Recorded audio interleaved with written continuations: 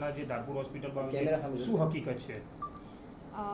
મારું નામ ડૉક્ટર અંકિતાજી પટેલ. હું મેડિકલ ઓફિસર તરીકે છેલ્લા 10.5 વર્ષથી ધારપુર સિવિલ હોસ્પિટલમાં ફરજ બજાવું છું. અત્યારે જે વડાવલી ગામના રાવળ પરિવારના લોકોએ આત્મહત્યા કરવાનો પ્રયાસ કર્યો છે, તેમાં આપના દ્વારા કોનો જવાબ લેવામાં આવ્યો અને શું પરિસ્થિતિ હતી અને શું કારણ જાણવા મળ્યું છે?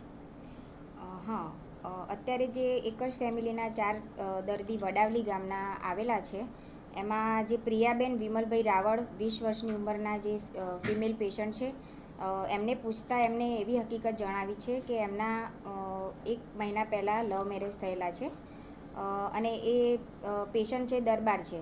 તો જે પેશન્ટ છે એના પિયર પક્ષ તરફથી વારંવાર માનસિક ત્રાસ મળતો હોવાથી એમને કંટાળીને દવા પીધી હોવાની હકીકત મને જાણવા મળી છે. કેટલા પેશન્ટ હતા ને પરસ્પર શું સંબંધ હતો?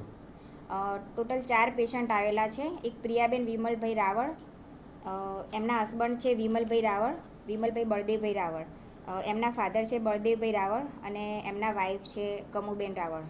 પહેલાં કેવા સારવાર માટે લઈ જવામાં આવ્યા? પહેલાં એમને CSC ચાણસ્મા હોસ્પિટલમાં સારવાર લીધેલી છે. ત્યાંથી રિફર ચીટ સાથે રિફર થઈને અહીંયા સારવાર ખાતે આવેલા છે. અત્યારે કેવી સારવાર આપવામાં આવે છે? અત્યારે પેશન્ટનો જે ટ્રીટમેન્ટ છે એ અંડર ફિઝિશિયનની જે ટ્રીટમેન્ટ હોય એ બધી ટ્રીટમેન્ટ ચાલુ છે.